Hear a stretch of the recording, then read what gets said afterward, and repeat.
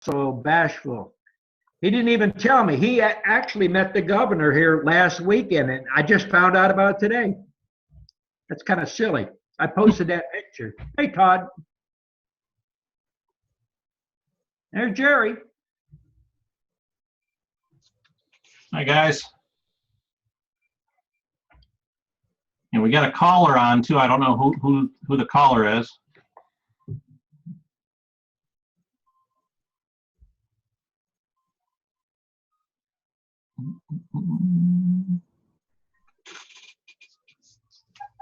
Well, what do you think, Don? We got a couple people here. We might as well get started. Yeah, let's get started. Yeah. So everybody, don't forget that you are muted right now. Only unmute yourself if you're going to ask Don a question or respond to something. Otherwise, we'll get a lot of background noise if you're not muted. So please keep an eye on that. If anybody's got questions that they can think of, that's the thing to do. And towards the end of the broadcast, if you've got your web page up, be sure to mention it, what you're doing. If you're a student, mention that you got my stock. It'll help you as far as advertising, because we're going to put this up on YouTube. It'll take a day, maybe 2 days to get it up there, but you'll get a lot of views. It's well worth it. Don't be bashful. Step up and speak out. And for anybody that's been buying Don's bees from him and are selling nukes and queens, whatever, of Don's, please let me know. I'm going to compile a list to put on Don's webpage, because we do have people asking about that on the group. Yeah, Jerry's one of the students, and Todd's one of the students. And let's see and Jamie's a student. Joe. Joe is a student. Jim from Texas might get in here. I talked to him a couple of days ago. He said he's from DreamWorks. And I've probably got a couple dozen more students. Matt, he's from Indiana. He's up above Joe. He's a student. All right. All right. Why don't we get started with some questions? Anybody got some questions? Start Don off. Jamie always does. No? Well, I see Jerry. He's ready to jump in here. Hang on. Let me unmute you, Jerry. Go ahead. Yeah, I was trying to unmute it. It wouldn't go. I'm working on my daughter's computer. I'm still learning this one. But I was trying to make an order this week on a bunch of frames. And Man Lake is not giving any discounts right at this time. So I was wondering if anybody had any reviews on the dated frame or something similar. If what you're asking is if anybody else has got a place to get frames or has any to sell you. No, like if anybody has any experience with dated frames or something other than Man Lake. Man Lake did not want to come off the price at all. Have you tried? Very large order. Have you tried Kelly?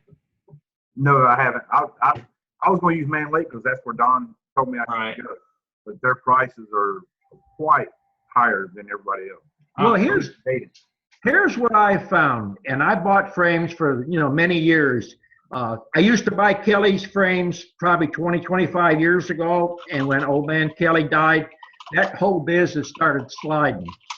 Their frames don't even match up. If you buy frames in 2015 and 2017, I guarantee you the sidebars won't fit. They'll be loose or they're cracked. Everything has gone downhill. I bought from Brushy. I bought from Daydent. You name it, I bought it. And that's why I buy only from Man Lake now. They're uniform for the last 12 years. I have boxes down there from 8 years ago. I could guarantee you those frames are going to fit side pieces, top bar, bottom bar. They all go together. And as far as quality, they're sanded, they're smooth, excellent quality. I've got frames from Better Bee. I've got them from the place out in Montana. It's Western Bee. Like I say, I bought a lot of frames from a lot of people. Kelly and Miller Bee Supply over there in North Carolina. You got two of them in North Carolina, Miller, and you got Brushy Mountain. Those frames won't even interchange either one. But Miller gives you a discount on some of this stuff. You just have to make that decision. If you're going to get a good price on your nukes, I feel to buy a good quality product because it's come back to haunt you eventually. Right. Yeah, I'm talking like 60, 70 cent a frame for 1,000 frames. What they were hired and dated. That's Man Lake's telling you 67 cents? No, they were 60 to 70 cent more per frame on 1,000 frame order than like dated. It was like it was 81 cents right off the catalog price for 1,000 frames. He said he couldn't do no better price than that. Well, if you can get them for 80 cents, I'd jump on them right now if you can get them. The problem, Man Lake, usually November, December, they're sold out because everybody's stocking up on their orders. Yeah. But, you know, frames is something that's basically individual. You have to get a preference for what you like. Right. Until you buy enough different places, you'll get that feeling yourself. It's quality. That's all I got for right now. Jerry, between you and Todd, you're going to have to figure out who's going to get the most bees because that first order we've already got at least 300.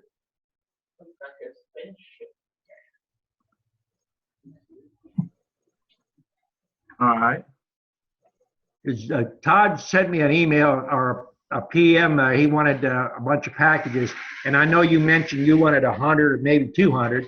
And Jamie, he was wanting a bunch of packages. The first order is rough. I mean, if I had 1,000 packages, I think I'd mark them right away. Right. Well, I've only got like less than 10 that actually paid me. I've got a bunch of people that want them, but I've only got 10 that paid me. So the best thing to do is tell them, you know, it's going to be weather permitting and then availability. So middle of March is actually really early. Most people ain't even getting packages out to you until 1st of April and then into April. Right. But we can usually get ours middle of March, weather permitting, because some years we've had them the second week in March and some years we had to wait to the third week to get them. And I don't know if you're booking any your nukes. We're booking nukes right now. And our large orders, we're trying to get our large orders out the end of April. And we're hoping most of our packages will be gone by the 15th of April. On the, you know, the large orders. The small ones, they'll go all the way up into the end of June. Right. I see we got someone new. KP, welcome. Bar, welcome. Sands, welcome.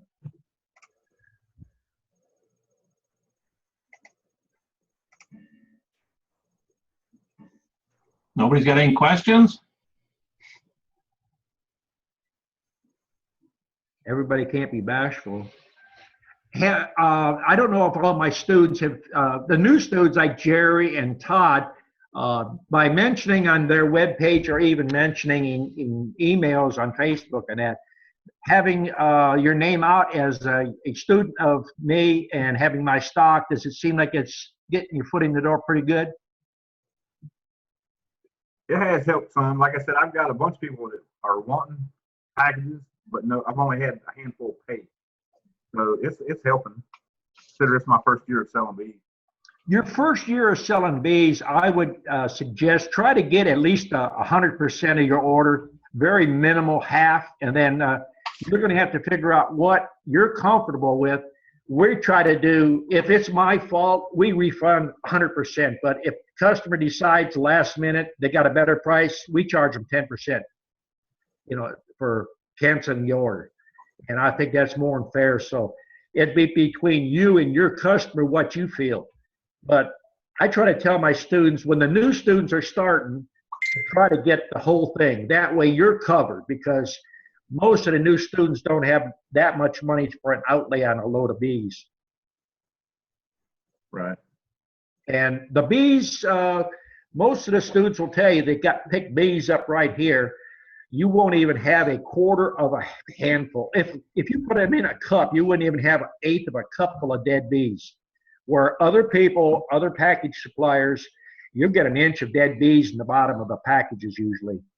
So we're very careful. Now, the good thing about when we bring our packages up, if there's outside row that gets a little damage where we get a half inch or an inch of dead bees, some weather-related activity, we dump them in our own hives. We don't put them off on a customer.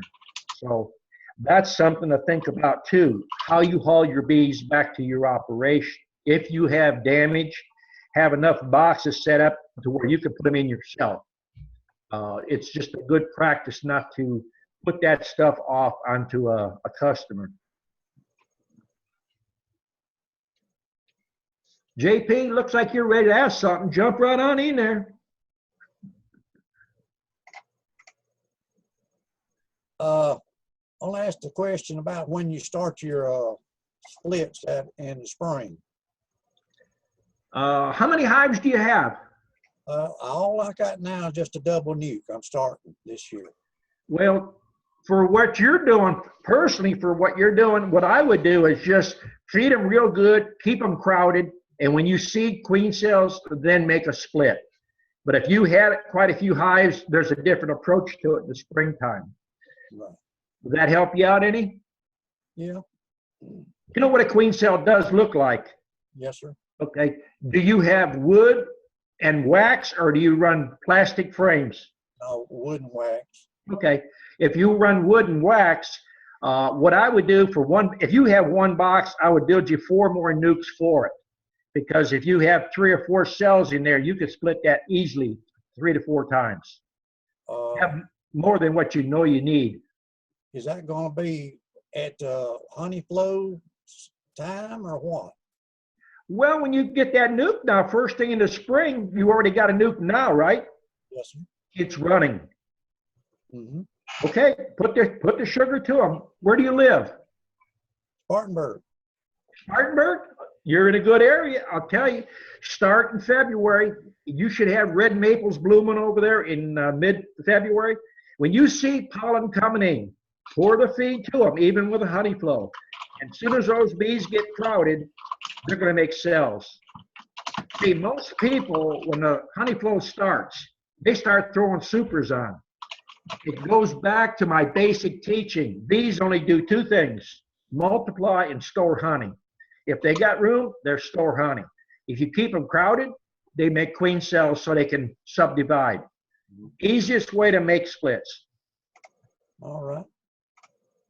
See what we can't do this time. It's the way I try to teach you beekeeping is the simplest way.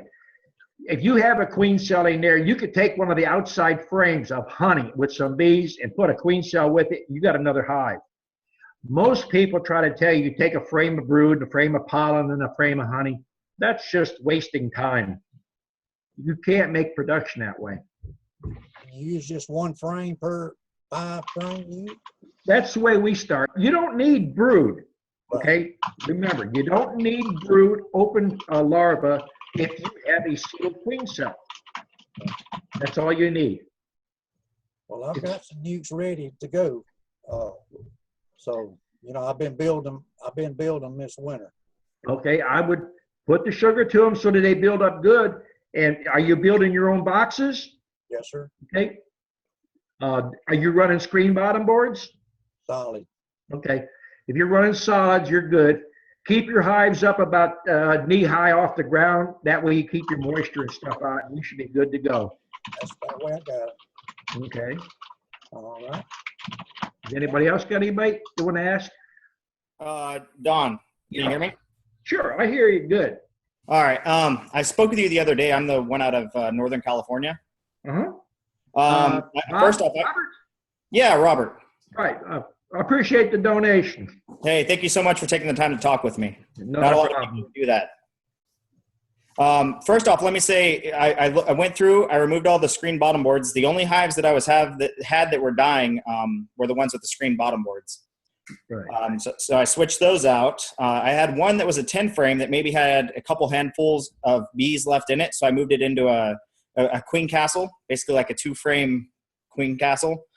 They seem to be doing okay. They've survived a week now with just frames. As long as the queen is good, did you make sure you didn't have wax moth on any of your frames when you put them in that queen castle?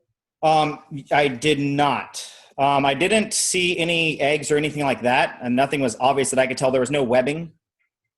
Well, webbing is usually the later stages. look for grains of black specks in there. And, you know, early stages, you might see very slim, look like a spider web, one strand or two strands. But that's the smartest move, moving from a 10 frame to a smaller box.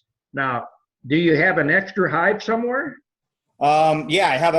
I went through and made a bunch of 8 frames. I have a bunch of 8 frames, and I have one nuke. I have a 5 frame somewhere. Now, do you have another hive that's got bees in it? I do. All right. What I would do is go. 2 8 frames right now. They're doing pretty good. I would take a frame of honey from the outside where there's not much brood, if any at all. You want to get the least amount of brood and set that in that queen castle with that brood, that queen in that. And that way that'll give them a boost. Okay. Do you have them in a solid bottom or do you have them in a regular bottom? Solid bottom. It has like a 1.5 inch hole drilled in it for ventilation with a screen, with window screen on it. Well, maybe a standard bottom board has got a 3/4 lip on it. You know, the box sits on top, so you have a 3/4 entrance in the front. Yeah. Now, when we refer to a solid bottom, we use a piece of plywood. It fits flush across there. It seals that bottom off. Yeah. And then you come up about 1 inch and put a 1 inch hole there for an entrance hole. Yeah, that's what it has, and it has an entrance disc on the entrance hole. Okay, that's good. All right, that helps hold your heating, so that way they'll build pretty good for you. Awesome. Seems like you're doing all right. The only issues I'm having still are fruit flies. I mean, I live in peach orchards, and I've noticed that the queen castle, I've got 4 different queens in there right now, and they're all loaded, and they're all doing fantastic through the winter. We've been having some freezes, but I'm having a lot of fruit flies, and I have a feeder that I designed on top that's just feeding them dry sugar. And it seems like the fruit flies are attracted to the dry sugar for what I'm noticing. You got that feeder, it's on top. Do you have hardware cloth on the entrance or the vent hole? I do. Not hardware cloth. I had hardware cloth. I replaced it with window screen. And I still have a lot of fruit flies. I'm thinking maybe they laid eggs in there somewhere. But It's possible. I mean, change it to the window screen usually keeps your ants out, but your fruit flies, they're about the size of an ant, I would imagine. yeah. So I would just keep an eye on it. That's about all you can do. It doesn't seem like the fruit flies are hurting them any, and the bees don't seem bothered by them. Well, I wouldn't worry too much about it. When the hive gets strong enough, they'll keep them out and they'll seal up the cracks and everything. Main thing is keep that queen alive. Yeah. And I've been fogging. I stuck some thymol into my mineral oil for fogging. And Did you heat your mineral oil up first? Yes, I used one of the same kind of fogger you use in your video. No, what I'm referring to, when you mix mineral oil and thymol, you can't put it together unless you put it into like a coffee can, a steel can, or a pan, and bring it up. You got to bring that mineral oil up to a warmer than your finger could touch. Oh, interesting. Okay, I didn't do that. You have to dissolve the thymol crystals in mineral oil that's warm. Once it's dissolved, it'll stay dissolved. Okay, that makes sense. If you don't do that, you'll either clog up your fogger or it'll be setting on the bottom of the fogger. Okay. You know, it's like a lot of things that I'm trying to show on videos. I mean, there's so much information. It's the small little details that some people just overlook or not paying attention to. Yeah. Yeah. Thanks for the info. I think that's pretty much all of my questions. All the rest of the bees seem to be doing okay. The dry feeders, they're really not touching the feed right now. When I disassembled that one hive, I took all the honey off the frames and set those in front of the bees, and they've been every day. It's been in the 50s here lately in the afternoon. They've been cleaning up the frames pretty well. Okay. Well, you might have enough honey flow coming in that you're in good shape. Yeah. Appreciate it, Don. Thanks again. Okay, well, we got this chat going. If you paid for once, you might as well get in there every time we have it. It's the cheapest way to get some information and get in contact with us. If you want to save money, you can always watch it on YouTube afterwards, but it's hard to ask a question on the YouTube. Here, you could ask questions, and if you're going to sell bees, you can mention your webpage out there and what you're doing and what you're planning on. Get your name out there a little bit. Are you planning on selling any bees? Are you talking to me, Don? Yeah. Mm-hmm. Nope. I guess he didn't like that. He probably hit the wrong button. Yeah, I'll get my commercial in, Don. I'm Joe May from Bloomington, Indiana. Little Bits Honeybees. You can visit me on YouTube, Facebook, and the webpage, allittlebitshoneybees.com. Don, later in the year, when you start making splits late in the season. Did you learn anything down here, Joe? Yeah, I learned a lot. You didn't teach me this. We're gonna hash this out a little bit. When you steal frames out to make splits midsummer, how many can you steal and checkerboard back in and the bees still take care of it without the hive beetles and stuff moving in on them?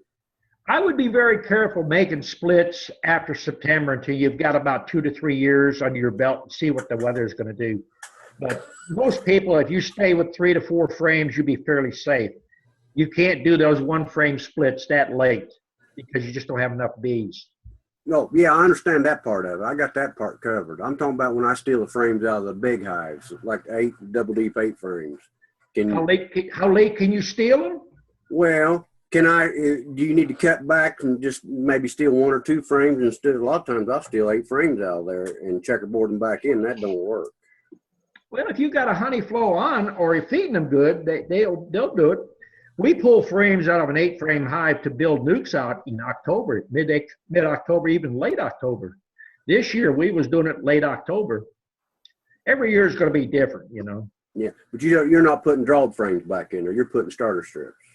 When we put the starter strip frame back in that nuke or that 8-frame, we put them to the outside. That way you're not busting that cluster up. Because late fall, October, you get cool nights. And if you put a starter strip frame in between, say the 2nd or 3rd frame in, you're going to cause enough breakage of that cluster there that could do some damage. Well, for all these guys out here just starting and splitting in the spring is a whole lot easier than splitting midsummer. You got to be real careful about putting drawed frames in splits. Yep. In midsummer on. Learned that the hard way, guys. The hard way. That's the benefit of doing these chats where we can get people from one end of the country to the other and share our experience. That's all I'm doing right here. I'm telling you what works, what don't work. You can read all the books you want, talk to all the professors and master beekeepers, and what works, works. Yeah. What they say works in books sometimes don't work. Yeah. I got aggressive there in August and made almost 70 splits in 2 weeks, and I lost them all plus some big hives because of beekeeper error. Yep. What did you lose them to, Joe? I put a single frame brood in a nuke box and give them 4 frames of drawed comb. Well, when I kept checking on them, I checked on them every 2 days, and the bees were fine, but I wasn't checking the drawed comb. And the hive beetles moved in, took residence on the drawed comb, and then they just jumped over to the other hive and annihilated them all in a matter of 2 days. It was over. So just something to think about. You can't put them drawed frames in the middle of summer unless you got enough bees to cover them. Wow. Yep. It's all part of learning. I mean, there's a learning curve out there. That's why I try to, mention a lot. The learning curve is usually 2 to 5 years. So, I've been doing this good 65 years. I wish I learned a lot more. I mean, I'm learning stuff all the time.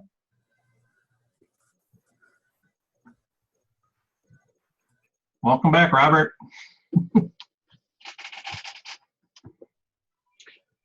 Anybody else have questions for Don? Keep them coming. Hey, Don, I'm back. Can you hear me? Okay, yeah, we hear you. My laptop died. Sorry about that. That's okay. You were asking me if I was interested in selling bees. Honestly, I think that's my end game. The honey's nice. I've realized that there's a lot of work into honey for what it pays out. And where I'm at is prime location. I'm in the Central Valley of California. It's prime location for pollination, but it seems like pollination's a lot of moving bees and a lot of risk. Right. I think that's why I'm not wanting to go that route. We already got some offers for almond orchards wanting us to pollinate and things, but it just seems like it's a lot more work than what it's really worth for a small beekeeper. Well, the beauty part of these chats is I'm probably one of the only ones out there that I know of that's going to take a person like you or anybody right off the street and show them this is the way down the road, how to make a living and what to do and what not to do. And you're just now getting started. The first thing to do is get your web page up and get you a name that you can, live with, and get on these chats and mention your thing. You don't have to buy my bees. You probably got bees out there you can use, but a lot of people see these bees. I bet bred bees that are fairly gentle. I mean, we catch bees and work our bees rain or shine. I'm out there in the rain a lot of times catching queens. So, you've got to have a strain of bee that people like, that you can sell. If you want to be a student, I mean, you can do it online and you can do it in these chats. That's strictly up to you. But getting a web page up and putting on there, you're one of my students, you have the same stock, it's a small investment, pays off big dividends. I mean, I'm not trying to convince you to be a student. I mean, I can't force anybody to learn anything, but all the videos that's up right now, there's way over 300. And you can see students from every part of the country that come here. And if you work at it, and beekeeping is a lot of work, you can be successful at it. You can make a living. Don't get me wrong, but don't get into the bees just think you're going to get rich. It's a lot of work, but I don't look at it as work. I enjoy what I do, so it's not really a job to me. So you got a good start. 8 frame, 5 frame is the way to go. You will make some honey, and you'll be just like me. You'll be doing videos, and you'll say, that darn honey, it's in the way again. Because you have to get the honey off the hive in order to pull the frames of brood to make sales. Yeah. And I don't do it for the money anyways. I do it for a hobby. I have a full-time, I teach full-time. So I do it for just the enjoyment of doing it. And I have 2 young ones. I have a 7-year-old and a 5-year-old. They love doing it with me as well. I guess my big question regarding stock is I don't see a lot of information out there on identifying different, you hear about Buckfast and Carniolans, which they have a Carniolan breeder here, Strauch and apiaries. Then the Italians and different stock, but as far as identifying, there's no real key to identifying what the queen is, I've noticed. So it doesn't seem like it's really relevant, right, as far as what the name is? Well, when you're in bees long enough, you can look at a queen and you can almost tell the lineage of it, the genetics of it. The Russian and the Carniolan, when they mix, a lot of them are sort of a red leathery look, and some come out with black looking tips on the tails. They're like a hybrid. As far as races of bees, I mean, I can tell you my preferences. It's just like driving a car. What kind of car is best? Well, a Volkswagen gets you there just as good as a Cadillac or a Ford or a Chevy. It's just, what do you like and what do you want to work? I would say, to a lot of people, they talk about, let's get Italian. Italians got good things. Russians got good things. The Carniolan and Caucasian, they all got their separate traits. It's what do you want and what are you looking for? You want a gentle bee, you've got to learn to breed that bee. I mean, people buy my queens and right away they say, I got Don stock. They only have 50% of the key. When that queen lays those eggs and those bees, they start to multiply and make queens, they only got half that grown genetics. So learning how to buy and who to buy from and who not to buy from. I do not like Buckfast. Buckfast works fine for most people. Buckfast usually reverts hot the second year. Minnesota Hygienics, I mean, sometimes you can't even work those bees. So every bee is going to have good and bad things about it. You just have to figure out what you like and what works good in your area. Yeah, I started off this year with, this is my first year with Italians, and I got about all the way to July. And I realized one day that there were a ton of bees outside my hive, and I had only Italians out there, just one hive. And there were a bunch of bees out there. And then the next morning, there were a ton of dead bees out there. And I opened it up, and I had a black Carniolan queen. So usurpation, I looked it up, I guess is what it's called, where one hive takes over another. They call it footprinting, but your Africanized bees are more likely to do that. More than likely, if the queen is different in the hive, your hive swarmed in you originally, and then another swarm from probably a neighbor or from someone was pollinating. that hive swarmed and landed on yours because it was weak and just overtook it. The Yeah. dead bees is a result of fighting who's going to win. That makes sense. You know, it's not a big deal. I mean, no one's going to keep from swarming. That's disadvantage of making honey, I think, because in order to make honey, you got to have super strong hives, and they're on the borderline all the time of swarming. And if you got too many hives and you don't go through them within every 2 weeks to check on cells, if they make a queen cell and you're too busy, then you've lost half your production or 3/4 of the hives of bees. Yeah. Well, I appreciate it, Don, and it sounds like I'll be purchasing some queens from you before long. When do you start selling in April? We start, well, I don't like to ship California until, up to about maybe the end of May because it starts getting too hot out there. Yeah. We could probably ship you some.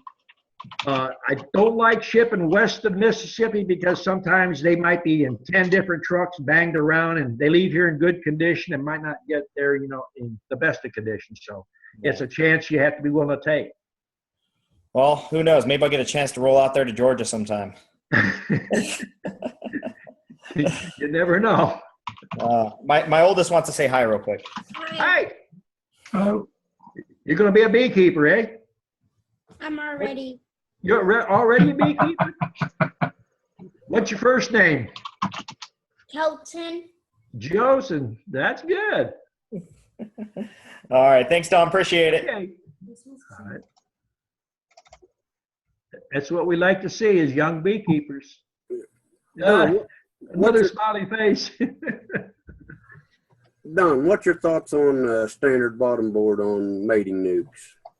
What is a standard bottom board on a mating nuke? No, what do you think about putting standard bottom boards on a mating nuke? Well, it's got its advantages. It's got its disadvantages like everything.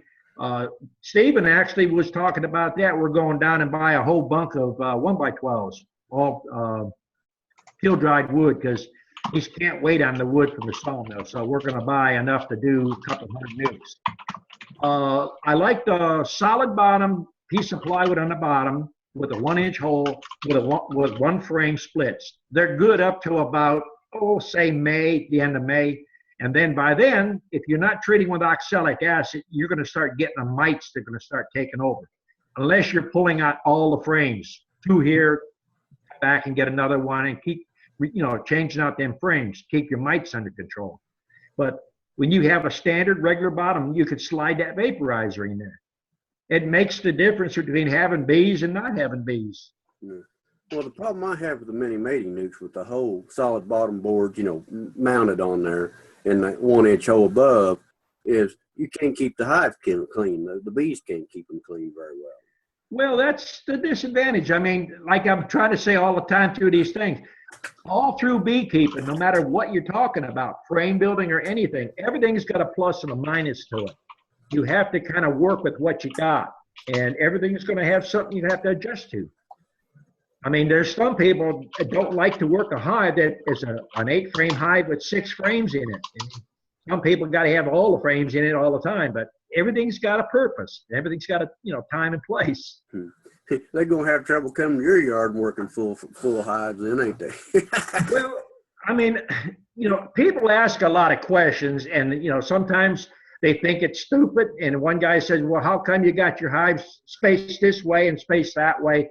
Well, I like to have my frames when I'm working a hive. If it's an 8-frame hive, I want enough room that I could either put a lid on in between it where I can set my super on top. I don't put any woodenware on the ground. If you happen to have propolis on the bottom of your super and you lean it up against your stand and you got grass there, then when you put it on, you don't see that blade of grass in there. Even though it's one blade of grass, what you're going to get is fungus buildup in there. So there's a lot of little things that most people don't think about, and I don't mention it unless somebody happens to ask about it. I just do it natural. Yeah. Well, I've been running hardware cloth on all my hives on the main entrance, the standard bottom board. 3/4 blocks of wood that I can change the entrance size. That way I get the ventilation of an open hive all the time without having to be wide open. Yeah. Well, you got to do what works for you. I mean, it's just a lot of people come here and, they've been keeping bees for a while. They look at what I'm doing. first thing they tell me is I've got too many bees. I ain't gonna make no honey. I ain't gonna do this. I'm not gonna do that. I mean, it's just one thing after another, you know. What did I tell you when I come here? I said, you ain't got no bees. Can't have all the bees. Right now, if Jerry was to walk through my yard, he'd tell you, where's the bees? He probably missed the yellow jackets. I don't miss the fire ants. I was gonna say the yellow jackets outnumbered the bees 10-1 that day I was there. Oh, yeah. I don't know that. How about the fire ants? I didn't notice them. It was the yellow jackets that I noticed. You had to get your bee suit. Everywhere. It was everywhere. Yeah. Well, I got them under control by the time you left. I started building my yellow jacket traps. It's just, you can't do but so much in a bee yard. I mean, you're pulled in 90 different ways at once. And you can't build enough boxes. I guarantee that's number one. Tom's quiet tonight. Tom, you got to jump in here. Let's talk about Tom's. What's going on up there? It's just cold up here, man. Yeah, it's all the snow's finally melting. I went out there yesterday, or Christmas Day. I went out there with the thermal camera, just kind of checking out, seeing what they were doing, and seeing where they were at in the hives. So, are you taking notes when you see where the actual heat of the center of that hive is? Do you notice it is more to the west side of your beehive? yeah, yep.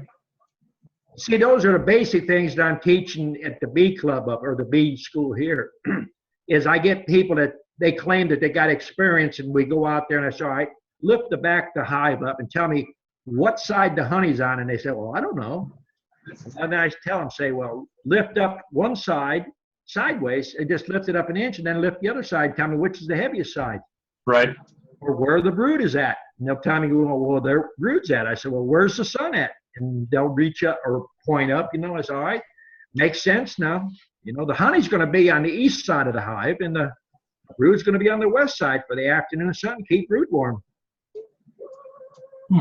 But see, now they got all these high-tech tools. It's called those infrareds and stuff like that. And they got these cameras people put in there. You don't have enough hives. You get more hives, you won't have time to play with those tools. I'm looking at another 25 this spring. So, Well, how many you got now? right now I've got 25. You got 25? Yeah. You need 50 nuke boxes right away. Okay, I'll keep that in mind. Well, I'm serious. If you got 20, what do you run, 8 or 10 frame? Actually, it's a mix of both. Both? I would say, if you got 25 right now, I would make a minimum of 25 8-frame boxes, complete hives, and I'd make you another 25 or 40 of the 5-frame nukes, because they're going to have cells in them. Okay. Yep. You running inner covers? Yes. Yeah. Get rid of those inner covers. I've had some hives die off for moisture, so that I kind of keep those in there because of that. You tell me with a straight face now, when you open your hive up and you look at that inner cover, does it have roaches and ants on it? During the summer, yes, Okay. a few ants, but Get rid of that cover and you won't have that problem. If you got metal on that lid, either put a piece of plywood on top, or just get regular plywood and paint it. Get that metal off the hive. You'll make more honey. Are you making some honey up there? this past year we had a drought, so I had out of 25 hives, I had less honey than I did out of 2 the previous year. You running screen bottom boards? No, nope, Okay. Do you run queen excluders? I do not. Nope. Okay. All right. You want to make a gallon of honey to 3 gallons more honey on each hive? That would be by feeding them, correct? Or No. But a hive, can you build those hive top feeders? yeah. All right. Put a hive top feeder on it and keep it full of water during the honey flow. Okay. I'll guarantee you make a minimum of 1 gallon more. Do you know why? Less travel for them. No travel. Well, yeah, All right. the bees going in and out is going to haul nectar. They're not hauling water back to the bees that can't fly. And also they use that water on top as a cooling agent. And they go up and get a drink and cool down that way. And they use it for water to air to water. They do a circulation in there and keep the hive cool. Those are the little things I've learned from trial and error. And, you know, when you tell people that, the light bulb goes off in the head. They say, well, that's so simple. Why didn't I think of it? It's just people are looking for complicated answers, and there's no such thing. They want you to buy something. And what I'm telling you is I'm not telling you to buy nothing. Build a feeder and water. Your water's free. Cheap. Right. Yeah. Can you And then, you know, get your web page up so you can start selling some bees or honey if that's what you want to do. I will. I will this summer, I think. Okay. KP must have a question. Can you put a water and a feeder on the same hive at the same time? Yeah, you don't need to put sugar in that feeder. The feeder sits on top of the hive, on top of your frame. It replaces a inner cover. And by putting that on, you can put water in there, and the bees propolize it and seal it shut, so you save heat, energy, everything. What I'm saying is I feed mine with a top jar feeder. No, we done that years ago. I mean, if you're just small with one hive, you can do it and get by with it. But the problem with that is that jar if you bought that jar feeder, it's got rows and rows of holes in it, right? Okay, what we've done is took that original lid off and used a canning jar lid and took a staple gun and shot a staple through the lid and pulled it out. That way you have two holes. It's going to limit it drowning your bees. But that whole system works on a vacuum system. So at night, if the temperature drops, barometric pressure changes a little, you lose the vacuum, and then it goes glurg, glurg, glurg all over your bees. And if it's in the center of the hive, your bees, the cluster gets wet, they get pneumonia and die. They get all that moldy look. So we've done it in the past. That's why I'm mentioning it. We've done away with it, and we don't lose bees. I think KP was asking if you could feed them and put water on them at the same time. You probably could. I mean, if you feed them water that way, the water, I would set a chicken feeder out in front of them. Let them come out and get it. But I wouldn't put water on there. Sugar water is a little thicker in viscosity, so it's not going to drip as easy. But water is not as thick, so it's going to drip easier. So you could drown bees easier. Don has the plans for a hive top feeder on his website. There's no reason why you couldn't make a two-ended one if you did want to feed in one end and water in the other. Yeah. Mm-hmm. Okay, that'll work. Hey, Don, what's your opinion on, I've never seen you use pollen substitute in any of your videos, but I've noticed that there are a lot of commercial beekeepers out here that I talk to that basically do pollinating services, and it seems like all of them right now are feeding pollen patties, but my bees still seem to be bringing in pollen from what I could tell. Right. All right. There's a lot of reasons I don't. First of all, you got to ask yourself or ask these beekeepers, how many bees are they losing? I'm losing here, and I've got students out there. We lose 2 to 4%. And the reason I don't feed pollen, they're bringing pollen in. Now, if I'm going to feed a pollen substitute, even real pollen, who guarantees what's in it? Is it been eradicated? Is there other trace minerals in it? What else is in it? Is it contaminated in any way? You run that risk. That's the truth. I've noticed that that's when my mold starts in my hive, is when I start feeding pollen. Right. So now you almost answered your own question. Yeah. Everything I try to do is simple, believe me. Don, I know down at school you preach you got to get in the hives and work them efficient. You got to speed up and do it. Be safe in doing it, not killing queens. But I can't emphasize that enough, because the longer you're in a hive, the meaner they get. And you got hives like I get. If I spend 3 minutes per split, it takes me 11 hours and 30 minutes to go through my hives. So you got to be efficient if you're going to do this, guys. You might as well start working on it. What do you got to say about that, Don? Well, I guess I'm working too slow.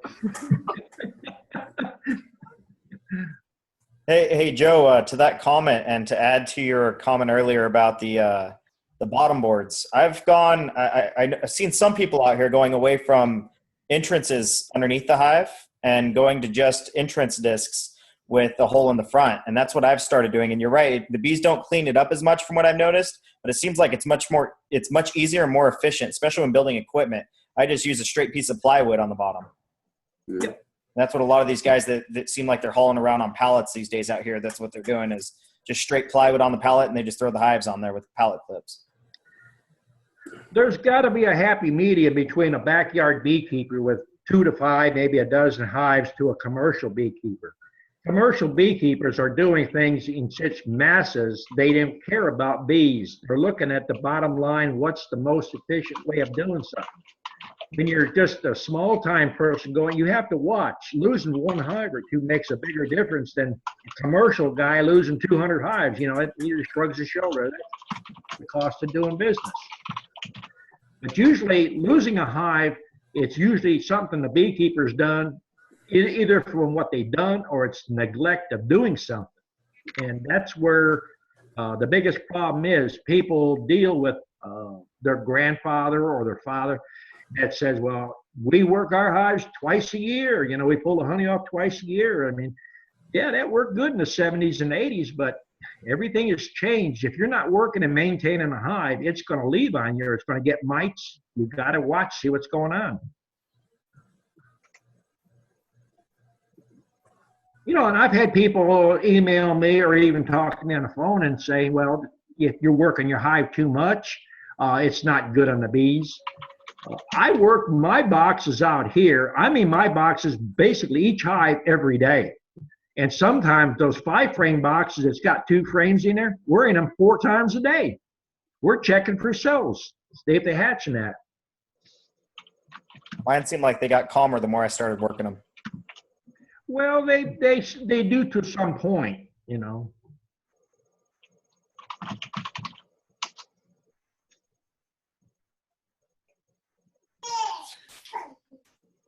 My son has a question about Mountain Camp Sugar there, but first I wanted to ask you about where you're from in Georgia, what kind of winters you have there. Well, originally I'm from Ohio, and I've lived in Georgia, you know, since the early 70s. But, you know, what you're talking about feeding the bees, if you lift the back of the hive up and it's got some weight to it, I wouldn't worry about feeding them too much. But, you know, you can take a couple cups of sugar and drop it through the frames in the back. And if you want to do the Mountain Camp way, basically all you have to do is put a newspaper there and just put 2 or 3 cups of sugar on top of it.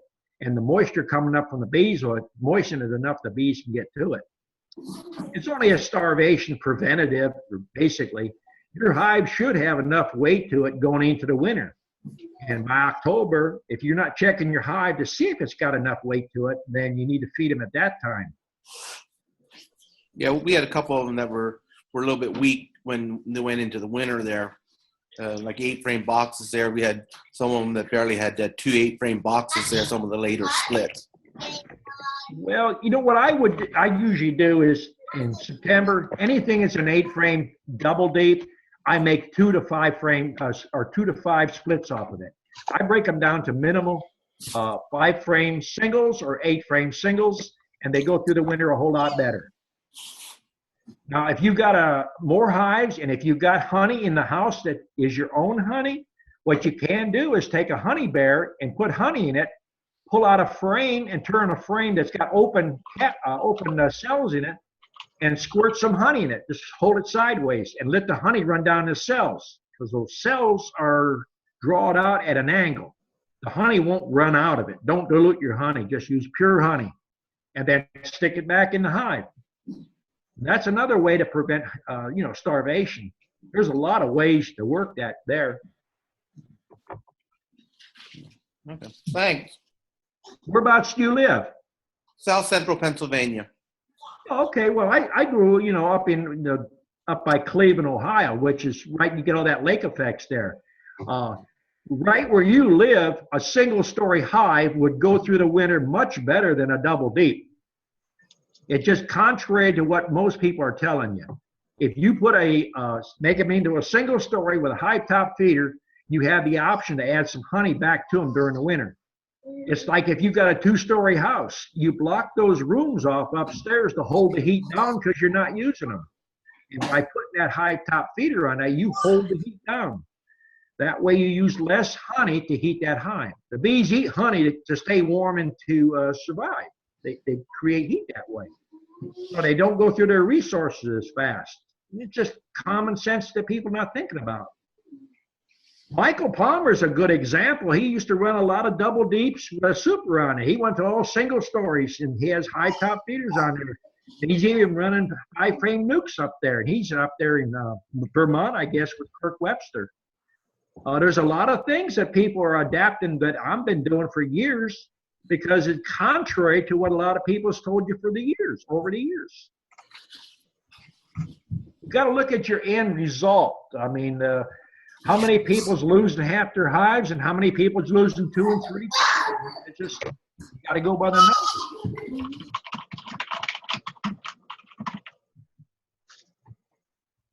I don't know if a lot of you have seen the videos, but Eliza is making these videos up. I'm going to show you what they look like here.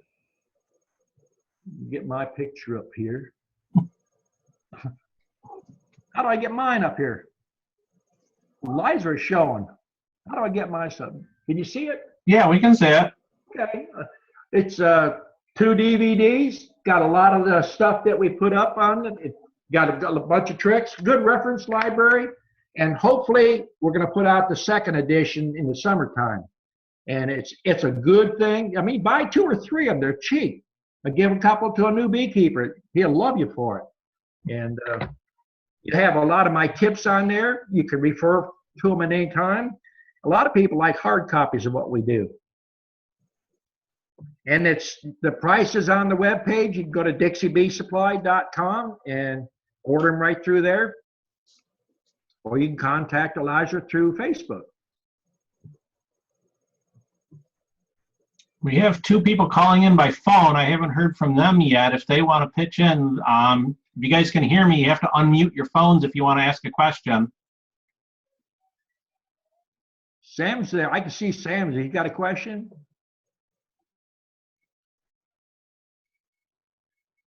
Sam, you got a question? Unmute your phone. There you go.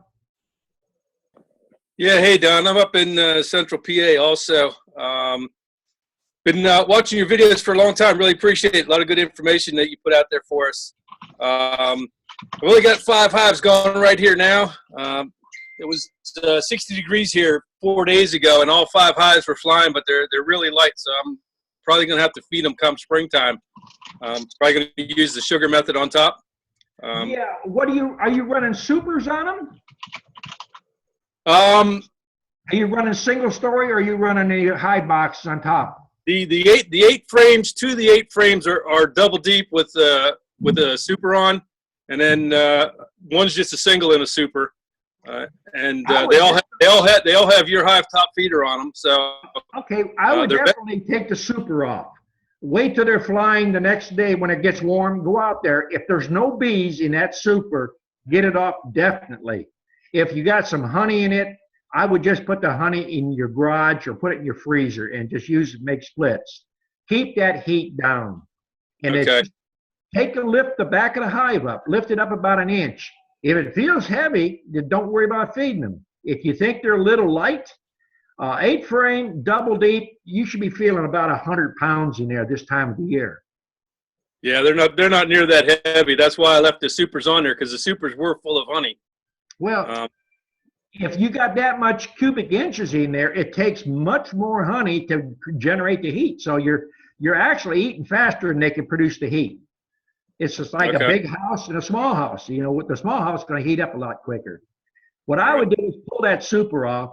I would go in there on a single story. I usually put 1 cup to 2 cups of dry sugar right in the middle of the hive, right at the back, so it drops down in the back.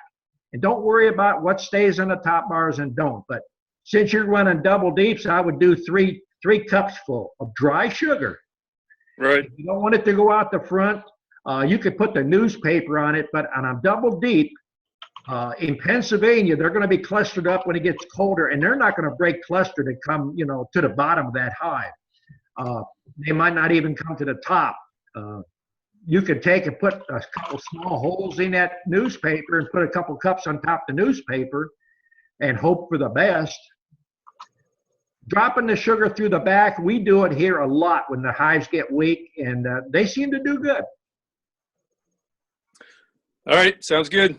Your entrance reducer should be no more than 3 inches. Put if you're on a regular standard bottom board, 3/4 by 3/4 opening, your entrance reducer, and your entrance part should be 3/8 high, 3 inches wide, no wider than that. Yeah, they're all reduced down. They do have screen bottom boards on, but they're all closed up right now. They have the sliders in them. Well, okay, here's my idea on that. I know you ain't gonna like it. Get rid of them. I know. Build you some solid bottoms, and when the bees, do you fasten your bottom boards to your hive box? No, they're not. All right, I put staples in mine, and for the reason that if you pick a hive up, you don't want that bottom board falling off, and then if there's bees there, they just get ticked off at you. But get you some solid bottom, paint all around that bottom board. Top and bottom. The bottom's going to help keep the moisture out. The top seals the bottom board good so that you don't have wax moth getting in there. But I'd almost guarantee you, the people that have screen bottom boards with those sliding, and I throw my hands up as soon as they tell me, oh, I got the screen bottom, I've got this insert, put it in there. When the bees can't get to cleaning that bottom board, you start getting tree up underneath it. First thing you got is wax moth, secondary hive beetles. So you're creating more. Think about a tree in the woods. They don't have metal. They don't have clean excluders, screen bottom boards. They don't have all that stuff. They do a lot better. Yep, I've heard all that from you. The first 2 years I had them, I didn't even put the sliders in just because of what you said there. So I didn't get built up there. And I just had a wind block around them. And they seemed to do pretty good with the sliders out. And just, as long as I kept the wind off them, give them a little wind protection. The problem with your screen bottom boards, even with them open, is you're delayed as far as brood. If the queen starts to lay a little bit and then it gets cool, you got more updraft through it. And that way, if you get any kind of chill brood, they're using resources to feed that larva, and then when it gets chill brood, they're hauling it back out. So they get a good start forward, and then they're backing up a little bit. And you get a good start forward and backing up. If you get that solid bottom in there with an entrance reducer in your winter months, they can keep the heat in there better and get your earlier brood pattern built. Well, all the hives I got last year, I did get solid bottom boards. I was going to give them a try, but I just couldn't get my numbers up high enough this summer to even get those additional hives out there. Okay, you hit on a very good point. You didn't get your numbers up high enough. You know what that tells me? You believe in non-treating bees. No, I've been treating them. I actually bought the oxalic acid vaporizer from you about 3 years ago. So I've been treating them with the OA even before it was legal. Well, it's been legal in Europe for years, but how often were you using it? I usually start late summer and fall to start using it. Give them a treatment every 7 days. You should be doing it all summer. You can do oxalic acid with brood in there, open brood. You can do it with open honey. It's not going to hurt nothing. If you don't treat, you're going to have mites. That's why your numbers. Bees are only doing two things. They multiply and they store honey. If they're not multiplying, something's causing them not to multiply. But what you're not seeing is the queen's laying and the bees is hygienic and they're pulling out that mite-infested larva. So you look like your numbers is not building. Second thing is, how old is your comb that's in there? Yeah, some of it, I pulled a couple out this summer, but I knew need to get some. I've been keeping bees for about 5 years now. Actually, next summer will be my 5th year. So I pulled some of it out, but I know I have a lot of dark comb. Most of it's wax foundation or foundationless. Well, yeah, but how old is that foundation that's in there? 5 years? There's some frames that are probably 5 years old. Yeah, but like I said, I started pulling some of the older stuff out. I've started marking the years as I put them in, so I know when they were put in. I'll tell you something, and you'll scratch your head and you say, that's crazy. My comb, 3 years old, is antique. Right. So what is it, losing hives or putting, if you said you're going foundationless, you already know foundation, you put that in there, and no matter when you go in that hive, when you put that foundationless in there, you go to that frame first, that's where your queen's at.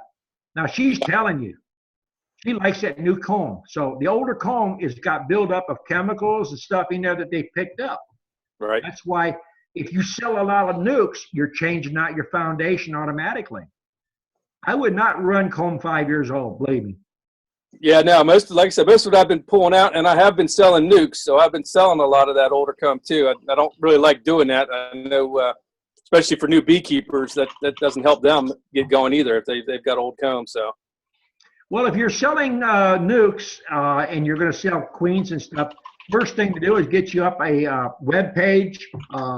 If you want to be a student, you can be a student. You know, not necessary. Buy stock. You know, you can buy my stock. And mention your web page and your business, what you're planning on doing, where you're at. It's going to give you a good boost. You won't be able to make nukes fast enough. Yeah, I do most of my stuff's on Facebook at Windy Hill Apiaries. Yeah. And I've taken orders there, and you know I can sell all the nukes I make. I'm just trying to figure out how to make them grow faster. That's you know. It's the simple things, and the most simple thing, if you want to make a lot of nukes, sugar. That's the biggest secret around. And don't listen to a lot of people, 1-to-1, 2-to-1. Mix it up as thick as peach syrup. The thicker you mix it, the faster the bees are going to build. If you do 1-to-1, all they're doing is they're spending more time to evaporate the water out so they can use it. Yeah, so it doesn't matter what time of year? Always make 2-to-1? Do you like a steak in January just as well as you do in July and December? Yeah, I do. All right. Well, I mean, I'm trying to tell you the basic, easiest thing. There's nothing complicated. Mm-hmm. I mean, people listen to the wrong people. And, you know, I hear this all the time. People come up here. So-and-so said this, and I read this. A bunch of BS. You don't have to listen to me. Go out there and listen to Michael Palmer, Kirk Webster, Michael Bush. Ask them, what are you doing? You're doing something that's successful. Don't listen to these rum-dums out there that's losing hives every year and telling you how good they are. Yep, I've been reading all those guys, and you. So. Well, it's good talking to you. If you got questions, jump in here every week. You know, I'm glad you're here. I'm here to help you. I want you to be just as successful. I'm not afraid of competition. I'll send you business. You can ask any of my students. I send business to you. I got more than I can do out here. Elijah, I want to thank you for helping Don out so he can get on these chats. No problem. That's a big thing. Educational for all of us, too. Sometimes it's, you know, a person calls in or gets on this chat and they mention something. I might not have mentioned it, but they jar my dusty old brain out, and I remember I've done that years ago, and I followed down a path. So I'm 75 now, so I can't remember everything. Hey Don, I have a question for you. Sure. Are you following now? I guess as of January 1st, we're not going to be able to buy a lot of the medications for hives. No, I haven't read much about it. But what medications are we talking about? Antibiotics? I believe so, that they're going to have to be vet recommended, and we're going to need prescriptions to get some of that stuff.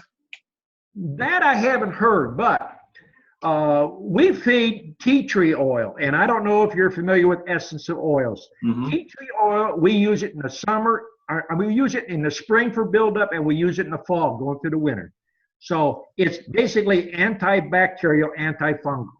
When a person tells me they're putting Tylosin or Terramycin in their hive, I kind of back up. I don't want their bees if they gave them to me, because that was only designed or used in the past as not a cure, but a kind of a cover up for American foul brood or European foul brood. My cure is if you got it, burn it.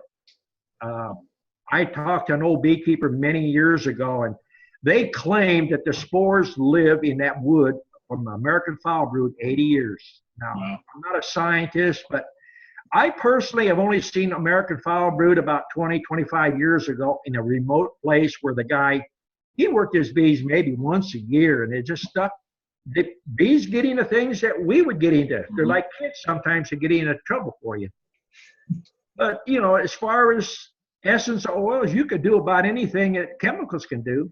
You've got menthol out there. If you don't want to go to small cell, if you're using small cell, you don't have to treat for trachea mites. But if you've got standard size bees, you can treat with menthol.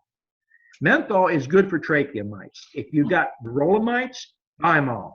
You can get thymol crystals. You can buy it in liquid.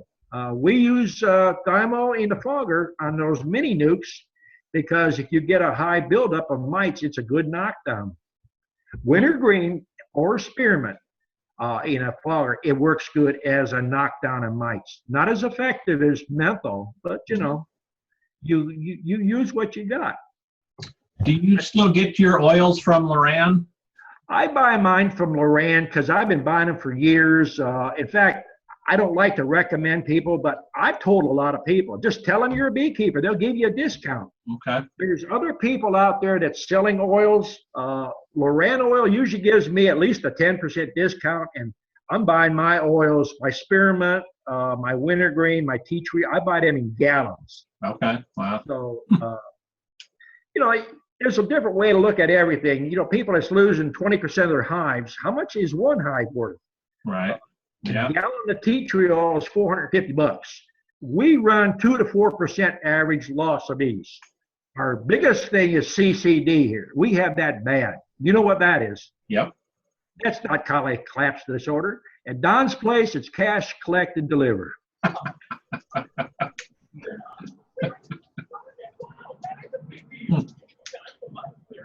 All right. Well, should we wrap it up? We're almost done at our hour. We've been on for an extra 15 minutes, I believe. Let's get everybody a chance to give their webpage. And if anybody else got a question, make it quick. We'll try to wrap up in the next 2 to 3 minutes. I'm Jerry Conway. I'm in Charlotte, North Carolina. Mine is called the honeybeegarden.com. I also have a Facebook page for the same thing. I'll be doing nukes, packages, and selling Don's Queens as well. Thank you, Don. You're welcome. Anybody else want to give a plug?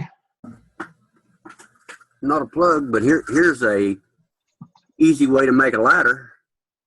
It's kind of for Don's hive top feeders. Oh yeah, oh yeah. I've not made a video of it yet. I got to make a video, but you can make it out of a 1x, and you can crank these things out really quick. It's not, you know, because you can just rip it down a table saw and then cut the top with a whatever you can cut it with, a bandsaw or whatever. Then the wire basically goes all the way around with glue on. You can build hundreds of them quick. Just a thought for a guy building a bunch of them. Mm-hmm. Get a video up, Joe. I'm definitely interested in that. Yeah, I'll have to get one up. You got to have time, right, Don? Hey, you can buy everything except time. You can't buy time. I've got 150 feeders stacked up out in the garage right now, but in various stages of being built. That's my next project next week is feeders, so I got a bunch to make. 'Tis the season for building. What's unique about this feeder, though, you can put this ladder anywhere in the box. You don't have to be against the end. You can come out and cut the hole in the middle and mount the screws from the bottom. Little unhandy, but 2 screws up through the Luan. You can mount it anywhere in the box. Todd's got a web page up, I believe. Give your web page, and Jamie's got one up. Get your name out there, Jamie. Don't cry if you ain't got no business coming.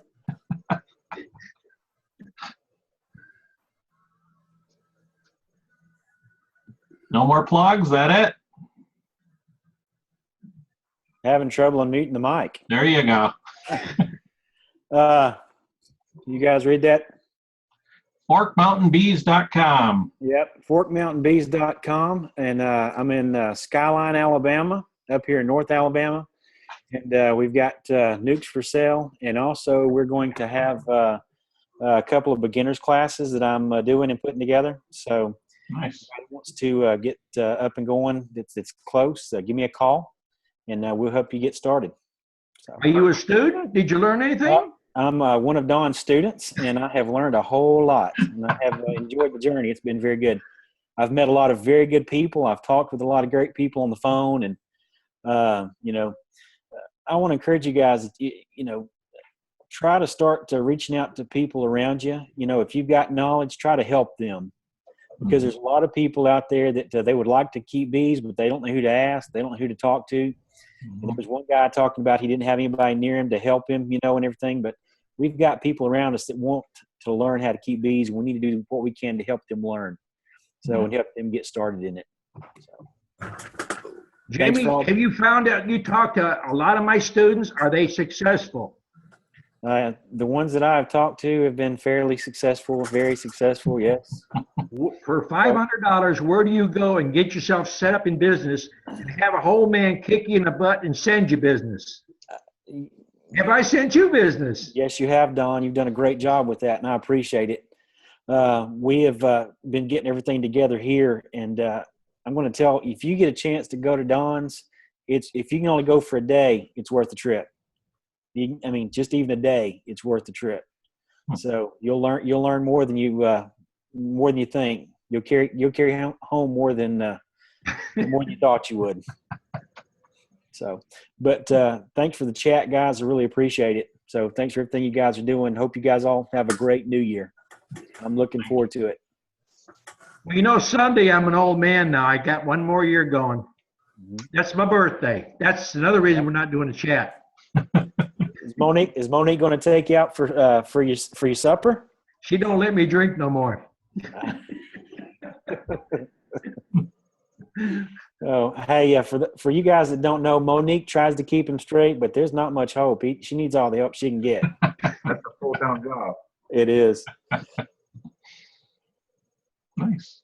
Okay, I think that's a wrap then. Everybody have a good, happy new year. I'll post when we're going to have the next chat again, and we'll go from there. Did you decide who was going to get, or did you draw a winner for the plans yet? That's going to be for January. Okay. That's one thing we should remember. We're going to try to give something away once a month or every other month, whatever Liza decides he wants to do. I'm letting him handle it. He's the boss man. Sounds good. All right, everybody. Appreciate you coming in. All right. Thanks, everyone. Have a good night. All right. Bye now. Thanks, Don.